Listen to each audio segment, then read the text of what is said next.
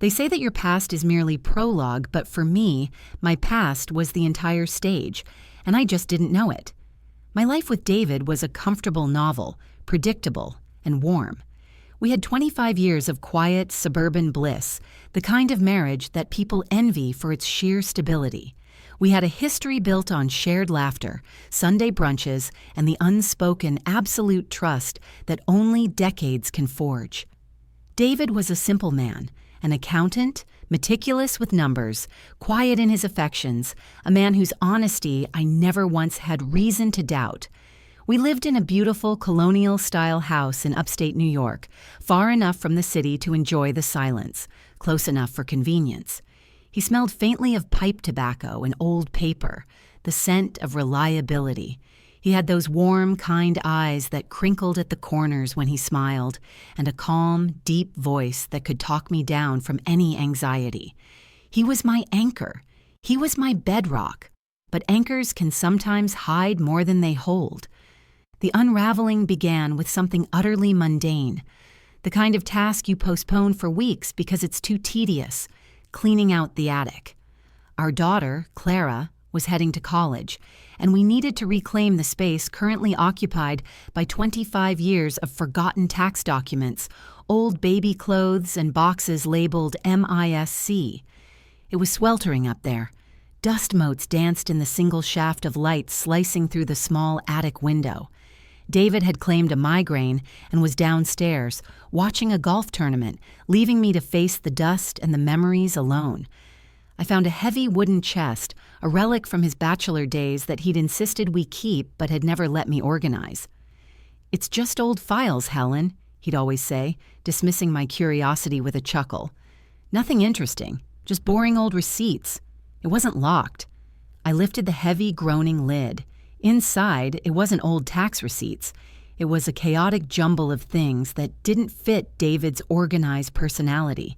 A thick, unmarked, leather-bound journal, a stack of faded black and white photos, and at the very bottom, tucked inside a mildewed envelope, was a single laminated card. I reached for the card first. It was a driver's license. The lighting in the attic was poor, and the card was faded, but the photo was unmistakable. It was David, younger, thinner, with a messy, almost reckless intensity in his eyes that I had never seen before. But it was him. I flipped it over. The date of issue was 2004, a year before we met. Standard. But the name wasn't David Harrison. The name on the card, printed in official, chillingly clear capital letters, was Marcus Jaeger. I didn't drop the card. I didn't scream. I just stood there, the dust motes dancing around my head like mocking confetti. The world, which had been a solid, predictable sphere moments before, had become an impossible Mobius strip, looping endlessly, making no logical sense. Marcus Jaeger. Who was Marcus Jaeger?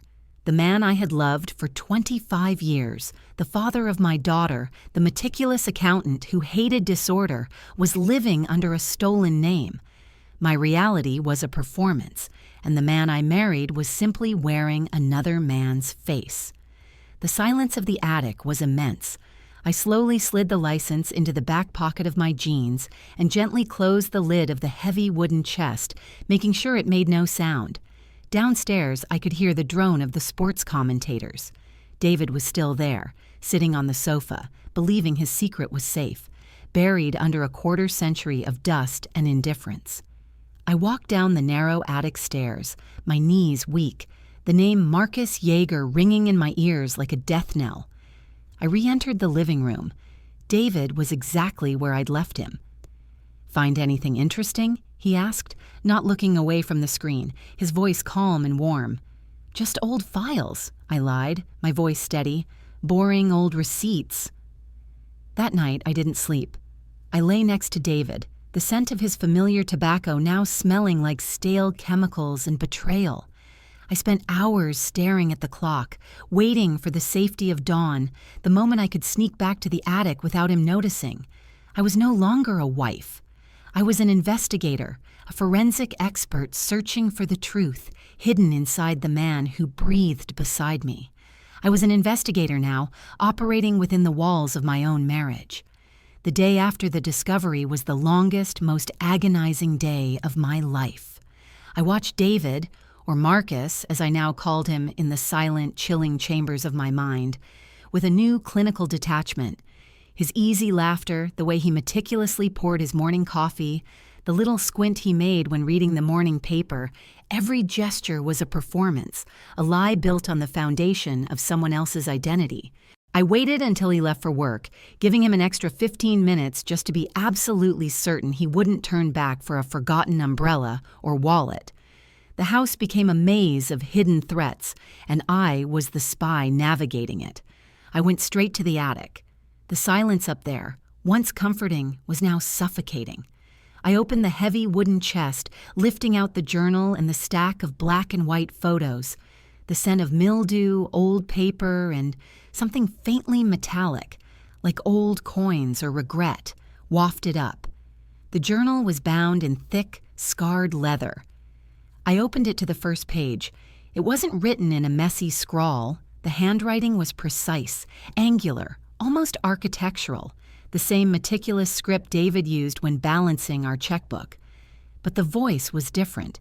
The entries were dated from the late 1990s and early 2000s, stopping abruptly in the year 2004, the exact year before David and I met. The first entries spoke of ambition, of a relentless desire to escape poverty, and a growing frustration with his employer, a small, aggressive financial firm in Boston. The name used in the entries was consistently Marcus Yeager. This wasn't a phase. This was his identity. I flipped through the pages. The tone grew darker, more desperate. Marcus was getting involved in deals that made him uncomfortable. He wrote about a partner named Silas, a man he both feared and revered. The deals involved paperwork discrepancies, misappropriated funds, and references to clients who were too trusting.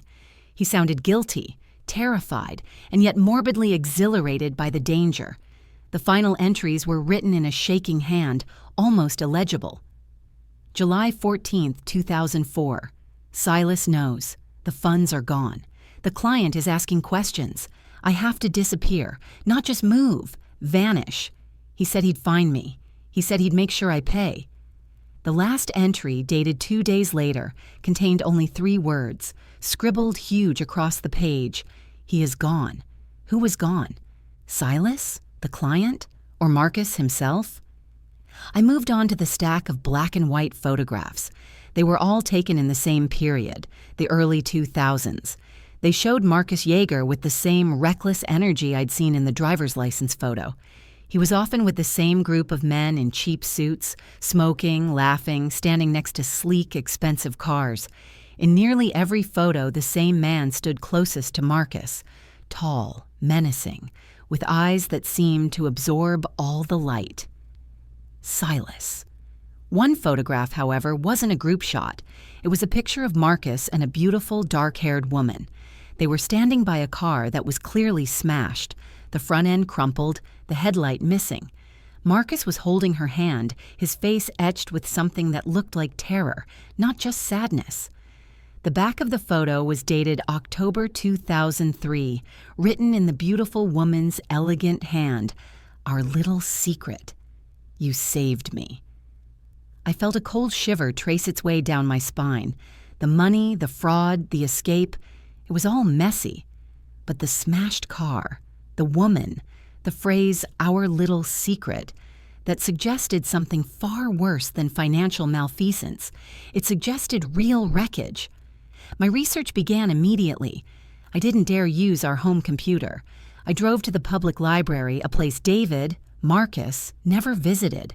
I found a secluded terminal and with shaking fingers typed the name Marcus Yeager, Boston 2004 into a search engine.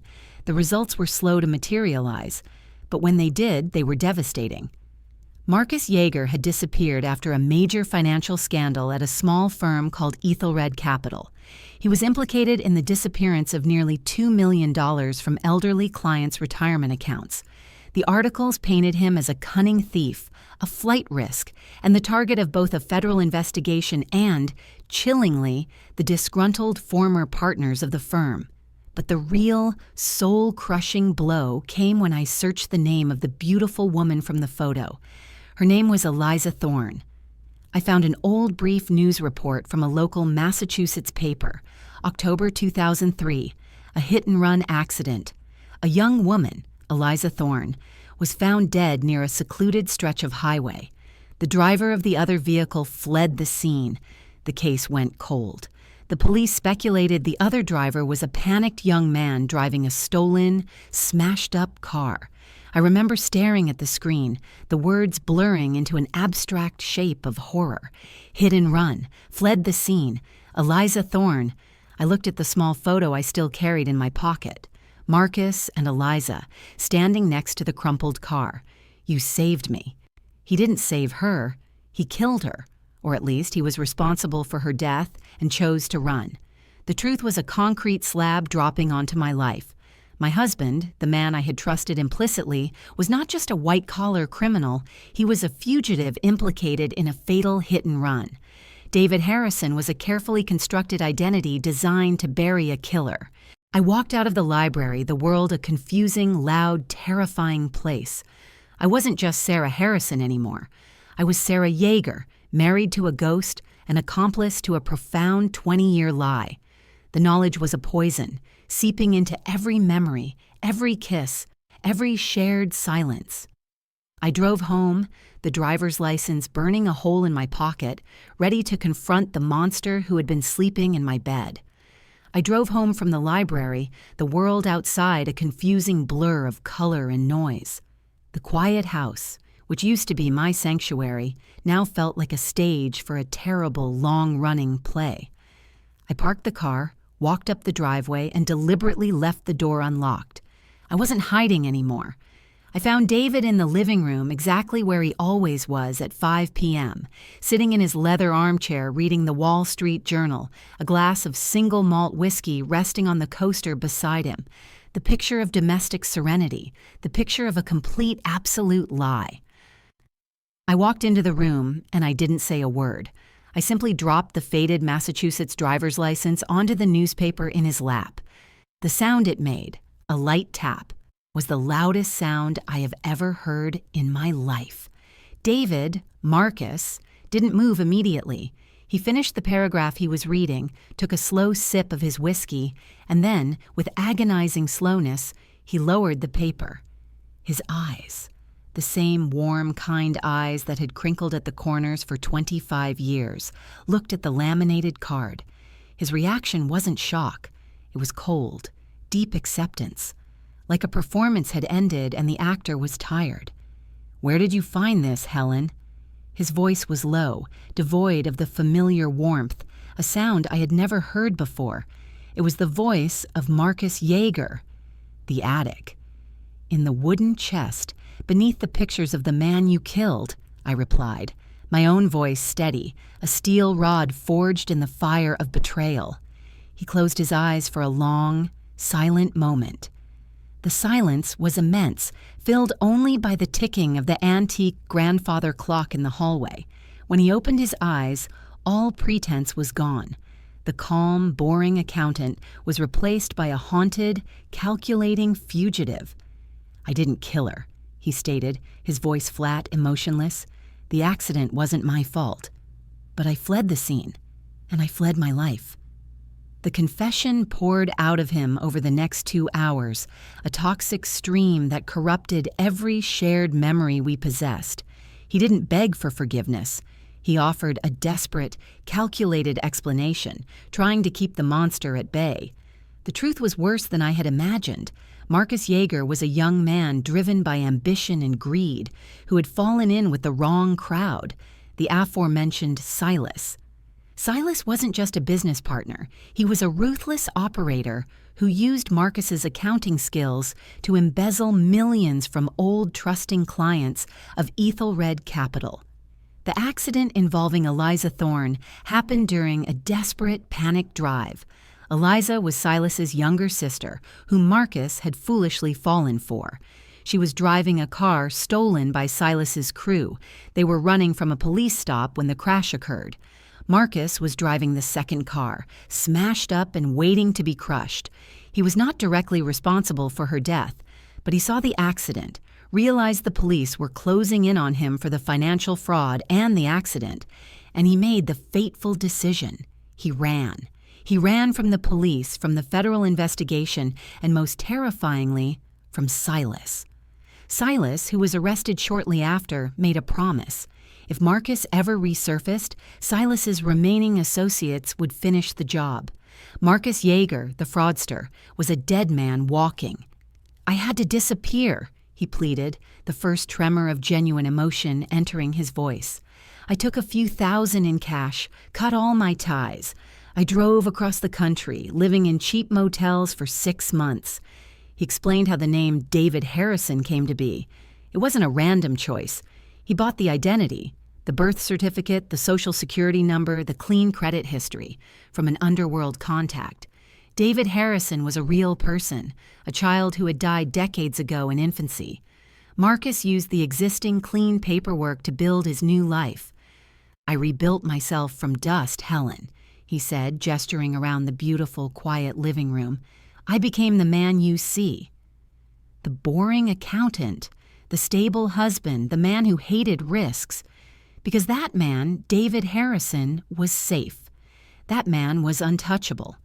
He looked at me, a profound, chilling despair in his eyes. "I love you, Helen. I love Clara. You are the only real thing I have ever built. Everything else was a lie, built to keep this life safe." I felt no warmth from his declaration. His love was not a gift.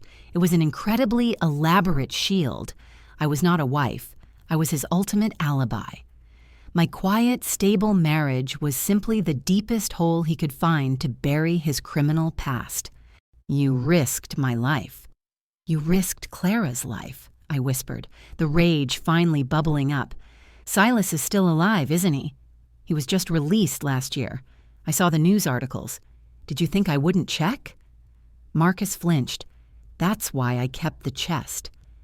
To remind me what I had to lose." I stood up, the driver's license clutched tight in my hand.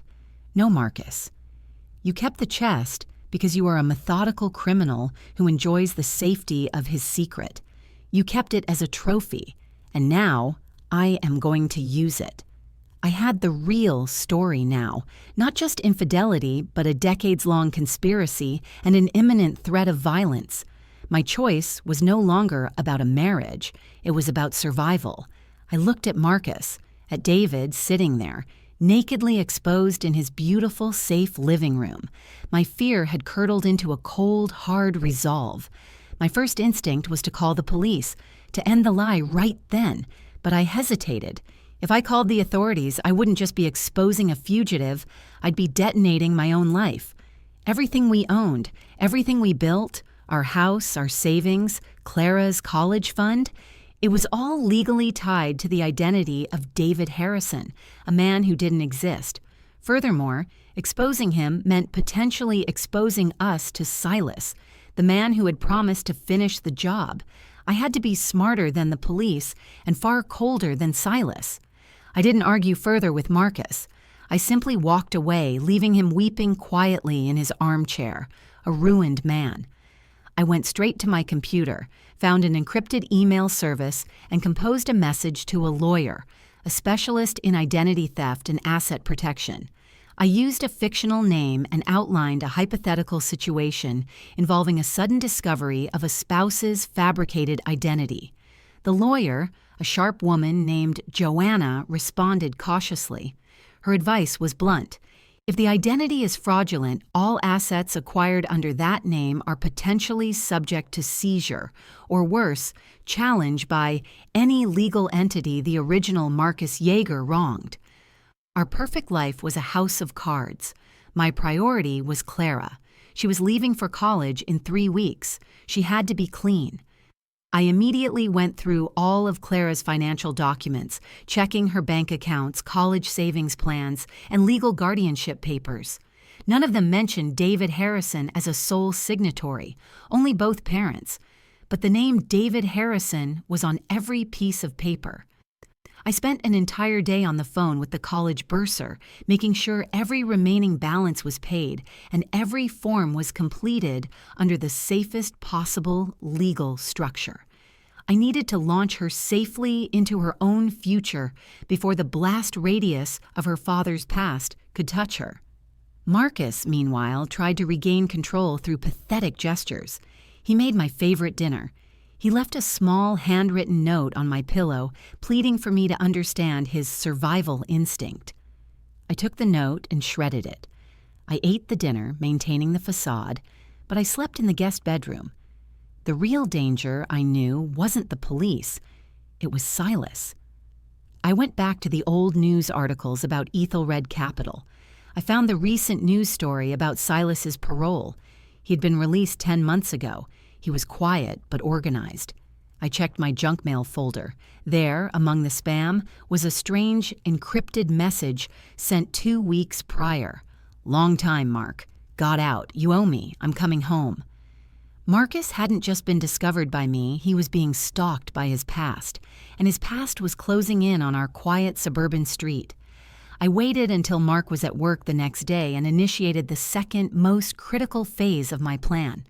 I secretly contacted the Federal Bureau of Investigation, FBI field office, requesting an anonymous meeting with an agent specializing in financial crimes and identity fraud. This was the moment of no return. The meeting took place in a sterile, windowless room in a federal building downtown. I wore dark sunglasses, a scarf, and spoke in a low, even tone. I didn't give my real name, only a code name, Mrs. Smith.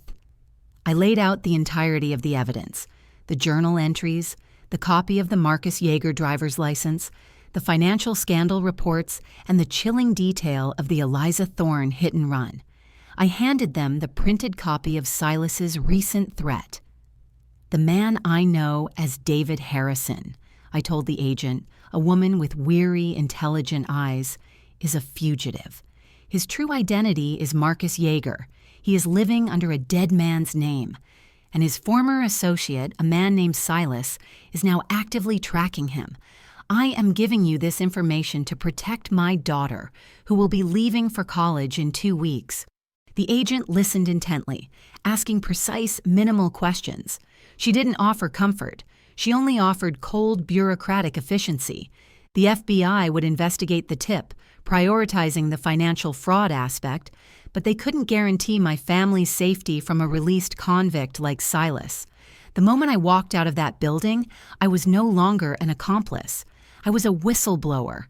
I had handed the monster over to the authorities, but the true threat, Silas, was still loose, and he might come looking for Marcus at the last known address, ours. My immediate response was evacuation. I told Mark that evening that I was taking Clara on a sudden last-minute road trip before college started, a final mother-daughter bonding trip. He didn't argue. He looked grateful that the ticking time bomb of his secret was leaving the house for a while. I packed Clara's essentials, packed all the remaining cash in the house, my own clean savings, and packed the heavy wooden chest from the attic. Before leaving, I did one final, definitive act. I went into Mark's office and used his stationery to write a short, clear note, leaving it on his desk where I knew he couldn't miss it. "The office knows. They are coming for you. You need to leave now. She is safe." I signed it simply, HH for Helen, but H also for the hunter. I didn't tell him who the office was. Fear would make him run faster than any truth. I watched him leave the next morning, not for work, but for the panic of escape. I drove away with Clara, watching in the rearview mirror as 2 unmarked black cars, the kind that don't belong in quiet suburban neighborhoods, slowly cruised down our street. I watched the unmarked black cars from the FBI slowing down on our street in the rearview mirror. I hadn't explicitly told Marcus the FBI was coming, but the cryptic note, "The office knows. They are coming for you. You need to leave now," was enough to trigger his fugitive instincts. He wouldn't run to work. He would run to disappear. My goal wasn't to punish him with prison, but to remove him from our lives and secure Clara's future. Clara, sitting beside me, was oblivious, talking excitedly about her upcoming classes. I had successfully isolated the bomb from the payload. The wooden chest containing the journal and the Marcus Jaeger license was secured in the trunk. This chest was now my greatest weapon and my shield. We drove nonstop for 2 days, reaching a quiet rental cottage near Clara's university town, miles away from the life of David Harrison. I settled Clara in, promising to return in 2 weeks to help her move into the dorms. Then I drove back. I had to face the legal wreckage. My lawyer, Joanna, was waiting. She had anticipated everything. The FBI had picked up Marcus at a bus station 300 miles away. He hadn't gotten far. When confronted, he initially tried to maintain the David Harrison persona, but the physical evidence, fingerprints, DNA, and the paper trail I provided, quickly exposed him as Marcus Jaeger, the fugitive financial criminal. The legal proceedings that followed were complex, messy, and brutally revealing. The FBI was primarily interested in the financial fraud related to Ethelred Capital. The hit-and-run involving Eliza Thorne was reopened. Though proving direct homicide after 2 decades was difficult, my role was crucial. Joanna worked tirelessly to establish me as an unknowing victim of identity theft and marriage fraud. I used the wooden chest, the journal, and the fact that I immediately contacted the authorities upon discovering the secret to prove my innocence. This required agonizing hours of deposition, where I had to recount my life with David, detailing how every truth was a lie. The final ruling on the assets was devastating, but predictable. The bulk of our savings, accumulated under the fraudulent David Harrison identity, were placed in a freezing trust pending the final financial settlement of the Ethelred case. We lost a significant portion, the money tainted by his past. But Joanna fought successfully for 2 things. First, Clara's fully paid college fund was deemed clean, as the money trail was provably separate. Second, the house, since it was purchased and maintained for 20 years using legally earned income, albeit by a fugitive, was allowed to be sold with the proceeds transferred to me, Helen, under the guise of an emergency separation and asset division. We lost nearly 40% of the estate, but we kept our stability. Marcus Jaeger was convicted on multiple counts of financial fraud and identity theft. The case involving Eliza Thorne remained complicated, but contributed to a heavier sentence. The man who had been my husband was taken away, his perfect, fabricated life dissolved. I never visited him. I didn't need to. I had the final proof of his ruin. The day the FBI called me to confirm that Marcus, when arrested, had tried one final desperate move. He had tried to give them my name, Helen Harrison, as his emergency contact. He still saw me as his safety net, his final alibi. The ultimate silent victory came 6 months later. I sold the house, the site of my greatest deception and my final resolution, and bought a smaller, cozier property near the coast, far from New York. Then I went to a small, quiet court office and applied for a legal change of name. I didn't return to my maiden name.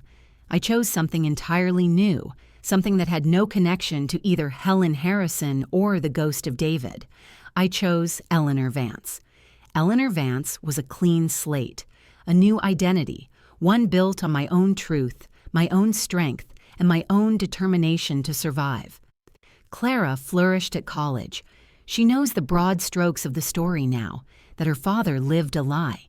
It was a painful truth, but she is strong, resilient, and far more mature than I ever was at her age. My life now is quiet. I enjoy the simple, genuine things. I read without looking over my shoulder.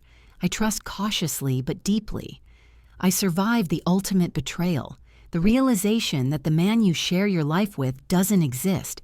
And I didn't just survive. I dismantled the lie and rebuilt a fortress of truth. I often think about that moment in the attic, holding that faded license. It was terrifying, yes, but it was also liberating.